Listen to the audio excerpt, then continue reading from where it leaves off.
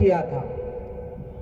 अभी एक video viral हुई, पटना का एक जज, अब विडंबना देखिए, एक दिन 2 दिन पहले की वीडियो है कि वो जज जब ये कहता है कि भाई क्या सबके घर पे बुलडोजर चला दोगे, कानून का राज नहीं है क्या?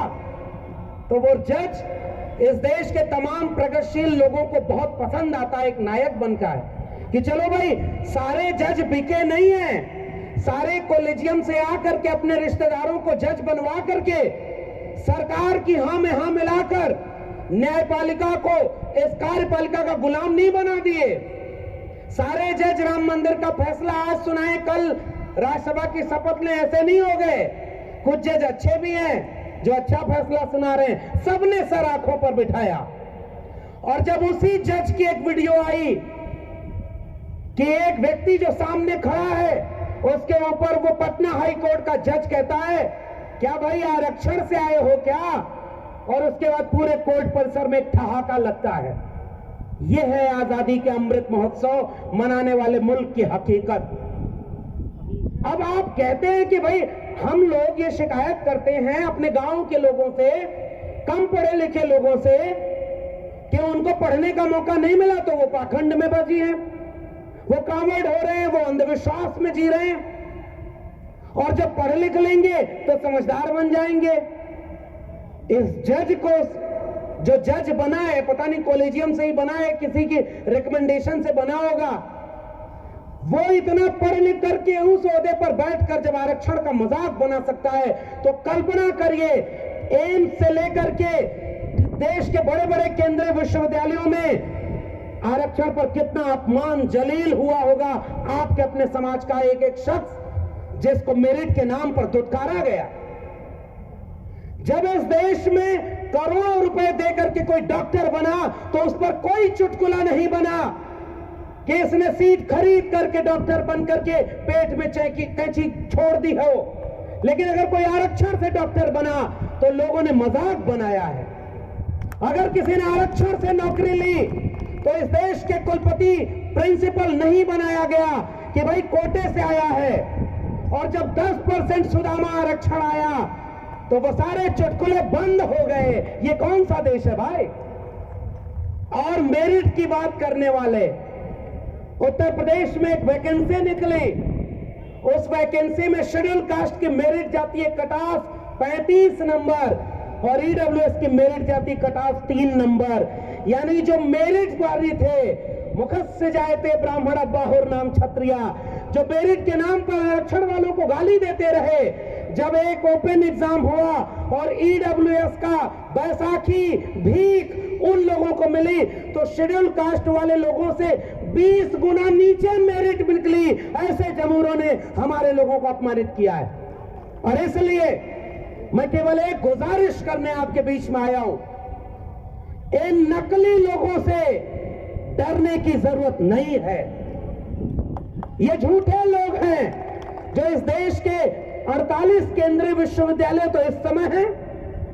इस देश का प्रधानमंत्री जब चुनाव लड़ने जाता है तो कहता है कि मैं ओबीसी मां का बेटा हूं, ओबीसी लोग मुझे वोट दे, और दे भी रहे होंगे बहुत सारे ओबीसी लोग। मैं तो उससे एक सवाल पूछता हूं, हर मंच से जाकर सवाल पूछता हूं, चलो छोड़ दो ओबीसी होने के बाद भी हम तो तुमसे उम्मीद भी नहीं करते कि तुम छत्रपति शाहू जी, महात्मा ज्योतिबा फूले, सावित्रीबाई फूले और डॉक्टर लोहिया और तमाम लोगों को जानते होगे। हम तो तुमसे उम्मीद भी नहीं करते क्योंकि मेरे विश्वविद्यालय से पढ़े हो, एंटायर पॉलिटिकल साइंस किए हो और उसकी भी डिग्री तुम्हारी झूठी है, इसलिए हम तुमसे ज्यादा उम्मीद नहीं कर रहे। बन गए प्रधानमंत्री, लेकिन एक बात बताओ, अगर इस मुल्क के किसी भी कोने में जाकर तुम कहते हो कि तुम ओबीसी हो, तो इस देश में प्रधानमंत्री रहते हुए तुमने 8 साल में एक बार भी मंडल कमीशन का अगर नाम लिया हो तो मुझे बताओ, तब मैं मानूंगा कि तुम असली ओबीसी हो।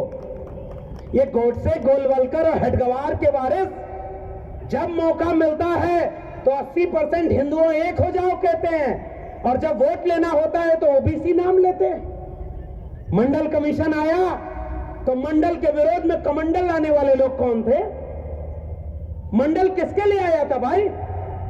और इसके मंडल के विरोध में सरकारें गिर गई। ये रामलीला मैदान ऐतिहासिक है, बहुत बड़े बड़े लोग यहाँ पर बैठे हैं, बहुत अनुभव है। भाई हमारे जैसे लोगों के पास क्या है, दिल में जो है वही ज़बां पे है और कोई खास बात नहीं हम में, इसलिए हम यहाँ सच बोल रहे हैं। और ठेके पे प्रोफेसर होने के बाद भी हम जानते हैं कि इतना बोलने के बाद कोई प्रोफेसर की नौकरी क्या ही देगा। जब झंडे वालान से तय हो जाए कि वाइस चांसलर कौन बनेगा तो हमको पता है कि हमारा सच क्या है। लेकिन मैं केवल इसलिए ये बात बोलता हूं कि मैं इस मंच पर खड़े होकर के भी वही सच दोहरा रहा हूं। कल था 6 दिसंबर और अपने पुरखों को याद करते हुए कह रहा हूं, अगर इस देश में भारत का संविधान और मंडल कमीशन न होता तो मैं आज आजमगढ़ जैसे गांव में जाकर जिले में कहीं भैंस गाय चरा रहा होता। मैं इस देश के केंद्रीय विश्वविद्यालय दिल्ली विश्वविद्यालय में प्रोफेसर कभी नहीं बन पाता। तो अपनी मेरिट के दम पर तो यहां तक आ गए और अब तुम्हारे भरोसे भीख मांग करके या झंडे वालान में घुटने टेक करके तो नौकरी मांगने नहीं जाएंगे। बहुत सारे लोगों को नौकरी मिल गई, बहुत सारे लोग SC ST OBC घरों के वाइस चांसलर बने बैठे हैं, बड़े बड़े पदों पर हैं। मगर मैं याद करता हूं कि बड़े बड़े परमानेंट लोगों को कोई नहीं जानता, बड़े बड़े ओहदे पर मिनिस्टर और बड़े बड़े ब्यूरोक्रेट को कोई वो सम्मान नहीं देता जो मुझे और इस मंच पर बैठे हुए संघर्ष करने वाले लोगों को सम्मान मिलता है। मुझे ऊर्जा केवल इस बात से मिलती है, ऐसे लोगों के बीच आकर के मिलती है कि हम जब आंख बंद करें तो इस बात का अफसोस न हो कि जिस सीढ़ी पर चलकर हम संविधान और मंडल कमीशन से होकर यहां पहुंचे, हमारी आंखों के सामने जब उन सीढ़ियों के एक एक डंडे तोड़े जा रहे थे तो हम खामोश नहीं बैठे थे, हम बोल रहे थे, हम जानते थे और ये सवाल पूछ रहे थे कि देखो इस देश में हिंदू के नाम पर एक झूठ फैलाया गया। कोई हिंदू नहीं है भाई। अगर हिंदू है तो पहला हिंदू वो जितेंद्र मेघवाल क्यों नहीं था जिस बच्चे को मटका छूने पर मारा किसी मुसलमान ने नहीं मारा था। इंद्र मेघवाल को किसी मुसलमान ने नहीं मारा। रोहित वेमुला पाल तड़वी को किसी मुसलमान ने नहीं मारा। और ये नमूने टीवी पर बैठकर बिकी हुई मीडिया और बिके हुए अखबार से कहते हैं कि इस देश के हिंदुओं एक हो जाओ, तुम्हारे मुसलमानों से तुम्हें खतरा है। मैं आपसे केवल एक गुजारिश करने वाला हूं और वो सब आप जानते हैं। मंडल कमीशन के खिलाफ आंदोलन करने वाला मुसलमान था क्या? जब हायर एजुकेशन में 2006 में मंडल पार्ट 2 लागू हो रहा था तो उसका विरोध दिल्ली विश्वविद्यालय, JNU और एम्स में खड़े होकर मुसलमान कर रहे थे क्या? अरे भाई, मंडल का लाभ, आरक्षण का लाभ इस देश के उन्हीं SC ST OBC को ही तो मिलने वाला था। तो मंडल के विरोध में कमंडल कौन लेके आया? मंडल के विरोध में रथ यात्रा कौन लेके चला? और इसलिए आज भी कह रहा हूं, अगर इस देश का प्रधानमंत्री OBC है, 27 कैबिनेट मिनिस्टर इसने OBC बना दिए, तो एक बात बताओ, प्राइवेट सेक्टर में आरक्षण, प्रोन्नति में आरक्षण यानी प्रमोशन में reservation, education reform, land reform, वित्तीय निगमों की स्थापना, ये सारी तो मंडल कमीशन के रिकमेंडेशन है। एक झूठा OBC प्रधानमंत्री अगर आज भी सच्चे में डॉक्टर अंबेडकर और मंडल को याद करता है तो आज ही घोषणा करे कि जाति जनगणना कराएगा और प्राइवेट सेक्टर में भी रिजर्वेशन लागू करेगा। हमारी ये मांग होनी चाहिए और इस मंच पे यही मांग है। पूरा देश को बेच रहा है, पूरे देश को बेचते बेचते कभी मां के साथ तस्वीर, कभी एम्बुलेंस निकल रही है भाई उसके गाड़ी को ओवरटेक करते हुए, देखा होगा आपने। SPG की सिक्योरिटी में कोई गाड़ी नहीं जा सकती, एम्बुलेंस जाती है जिसमें कैमरा लगा होता है। वोट डालने जा रहे हैं तो वहां पर रैली कर रहे हैं। पूरे देश को एक हिप्नोटाइज कर लिया है। पता है क्यों कर लिया है? क्योंकि उसे पता है कि इस देश के 90% कमेरा लोग अभी भी अपने बच्चों के भविष्य की चिंता नहीं कर रहे। और ये आखिरी गुजारिश मेरी है, बहुजन आंदोलन में तमाम खामियां होंगी, मैं इन खामियों को गिनाने के लिए इस मंच का इस्तेमाल नहीं करूंगा। हम उम्मीद की रोशनी की तरह क्या देख सकते हैं? अब सब कुछ बेचने वाले लोग, सब कुछ को खत्म किया जा रहा है, तो आपके पास बचाने के लिए क्या है? कोविड में जब सारे सरकारी अस्पताल जान बचा रहे थे, प्राइवेट अस्पताल बंद थे, फिर भी एक एक कर सरकारी अस्पतालों को बेच दिया। BSNL बेच दिया, रेलवे बेच दिया, स्टेशन बेच दिया, एक एक करके सारी चीजें बेच दी हैं। ये वी द पीपल के लोग एक सवाल पूछते हैं कि भाई ठेके में कोई रिजर्वेशन क्यों नहीं है? इस देश के 90% लोगों के पास 90% जमीन क्यों नहीं है?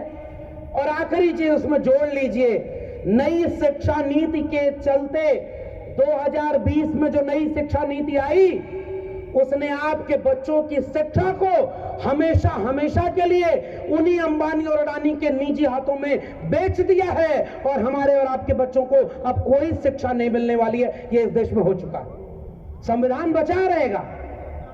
संविधान दिवस के दिन कितना भी बड़ा झूठा प्रधानमंत्री हो, कितना भी कोई रबर स्टाम्प कोई भी मंत्री विधायक बना दिया जाए, वो संविधान की शपथ लेंगे। संविधान के अंदर के जितने अधिकार हैं वो खत्म कर दिए गए। और इसलिए नई शिक्षा नीति आप गांवों में जाकर देखिए, सरकारी स्कूलों में किन के घरों के बच्चे पढ़ते हैं? सबसे ज्यादा 90% कमेरा लोगों के घरों के बच्चे सरकारी स्कूल में पढ़ते हैं। जहां न इमारत है न शिक्षक हैं, तो शिक्षक की जरूरत नहीं है। और सिलेबस बन रहा है नया नया। कुछ दिनों बाद आप किताब में पढ़ेंगे, जैसे सिनेमा बन रहा है, पता है ना, कुछ जो टीवी एक्टर, सिनेमा के एक्टर, विमल पान मसाला, दाने दाने में केसर का स्वाद, और कभी ना अपने गुटखा खाते हैं ना अपने बच्चों को गुटखा खाते खिलाते हैं, और पूरे देश के लोगों को गुटखा खिला रहे हैं, पान मसाला खिला रहे हैं कि नहीं? वैसे ही उनके घरों के बच्चे Ashoka, Galgotia, Amity, lovely professional universities में पढ़ते हैं। और आपके बच्चों के लिए जो DU, JNU, जामिया, इन विश्वविद्यालयों में जहां की नाम मात्र की फीस थी, पहली पीढ़ी के हम लोग आए और पूरे विश्वविद्यालय को बेच दिया। हमारे भोजपुर में कहावत है, खेलब न खेले देव, खेलवे बिगाड़ब। अब जो हमारे जो रिजर्वेशन का विरोध किया, नहीं रोक पाए। पहली पीढ़ी के लोग प्रोफेसर बन गए, नहीं रोक पाए। पहली पीढ़ी के लोग आकर के इन विश्वविद्यालयों में खड़े होकर 13 पॉइंट रोस्टर का विरोध करते हैं, भारत बंद करते हैं, नहीं रोक पाए। जब नहीं रोक पाए तो पूरे विश्वविद्यालय और स्कूलों को अंबानी अडानी का हाथों बेच दिया। इसलिए वंचित, शोषित, कमेरा लोगों, मुल्क के 90% आवाम, मैं आपसे केवल एक गुजारिश करने आया हूं, अधिकतम सहमति मत बनाइए। उनके लोग आपके बीच में आते हैं और कहते हैं ओबीसी का सारा हक इन 3 जातियों ने खा लिया, इसलिए तुम हमारे साथ आओ। शेड्यूल कास्ट में सारा हक इन जातियों ने खा लिया, तुम हमारे पास आओ। अरे भाई 8-10 साल हो गया उधर गए, एक बार देख लो, लाठी और जेल के अलावा कुछ मिला क्या? कुछ मिला क्या?